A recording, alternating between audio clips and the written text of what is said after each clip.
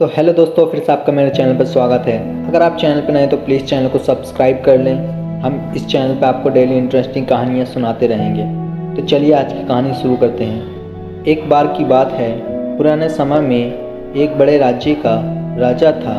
वह बहुत ही समझदार और दयालु और न्यायप्रिय था, लेकिन उसके जीवन में एक अजीब बात थी।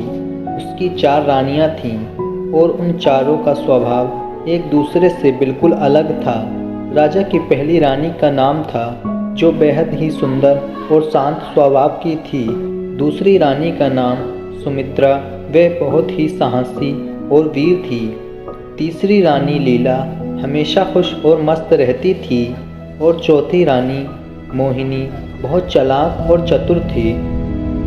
राजा इन चारों रानियों से बहुत प्रेम करता था और चाहता था कि सभी खुश रहें। लेकिन जैसे जैसे समय बीतता गया, राजा के सामने एक चुनौती आने लगी। हर रानी अपने स्वभाव के अनुसार अलग अलग मांगें और इच्छाएं रखती थीं, जिन्हें पूरा करना राजा के लिए कठिन होता जा रहा था। पहली रानी की परेशानी रमा, जो बहुत ही शांत और सीधी थी, चाहती थी कि राजा उसके साथ अधिक समय बिताए। उसे राजा के साथ साधारण जीवन जीना पसंद था, लेकिन राजा के पास इतनी जिम्मेदारियां थीं कि वह रमा के साथ समय नहीं बिता पाता था। रमा को लगने लगा कि राजा उसे भूल रहा है और धीरे धीरे वह उदास रहने लगी। राजा को इसका एहसास हुआ, लेकिन वह कुछ खास नहीं कर पाया। दूसरी रानी की बहादुरी सुमित्रा को युद्ध और राजनीति में बहुत रुचि थी। वह चाहती थी कि राजा उसे राज्यों के मामलों में भागीदार बनाएं और युद्ध के मैदान में उसे साथ ले जाएं। लेकिन राजा को डर था कि अगर वे सुमित्रा को साथ ले जाएंगे तो उसे खतरा हो सकता है। इस कारण सुमित्रा को राजा से शिकायत रहने लगी कि वे उसकी ताकत और हुनर को नहीं पहचानता।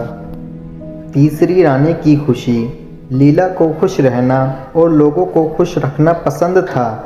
वह महल में हमेशा नाच गाने और उत्सवों का आयोजन करती रहती थी, लेकिन उसे लगता था कि राजा उसके इन प्रयासों को गंभीरता से नहीं लेता है। उसे दुख था कि उसकी कला और मस्ती की ओर राजा का ध्यान नहीं है। चौथी रानी की चतुराई मोहिनी, जो सबसे चतुर थी, हमेशा राजा के करीब रहकर उसे सलाह देती थी। लेकिन धीरे धीरे मोहिनी ने राजनीति में अपना दबदबा बना लिया और कई निर्णय स्वयं लेने लगी। राजा को ये बात खलने लगी, लेकिन मोहिनी को फर्क होता था कि राजा के हित में ही ऐसा ही कर रही है। एक दिन राजा ने सोचा कि उसे अपनी रानियों की समस्याओं का समाधान करना चाहिए। उसने एक योजना बनाई। उसने चारों रानियों को बुलाया और कहा, मैं चाहता हूँ कि तुम सभी अपने अपने तरीक़ों से राज्य की भलाई के लिए काम करो। तुम्हारे गुण और इच्छाएं हमारे राज्य को और मजबूत बनाएंगे। राजा ने रमा को अपने साथ रोज़ समय बिताने का वादा किया और हर शाम को उसके साथ साधारण जीवन का आनंद लेने लगा। सुमित्रा को उसने सेनापति बना दिया ताकि वे अपनी बहादुरी का परिचय दे सके।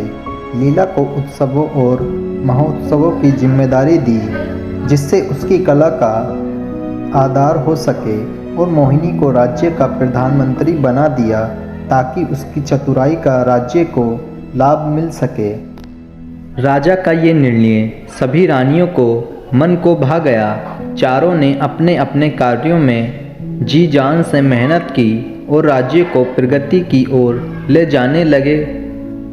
राजा को गर्व था कि उसने अपनी रानियों की इच्छाओं को समझकर उन्हें सही भूमिका दी और राज्य को एक नया जीवन प्रदान किया है।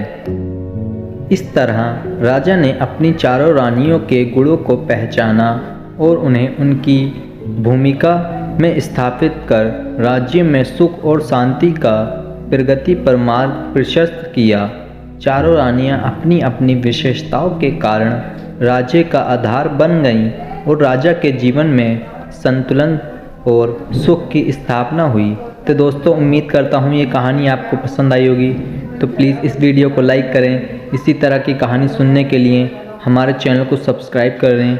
तब तक के लिए गुड बाय। मिलते हैं इसी तरह कहानी के साथ।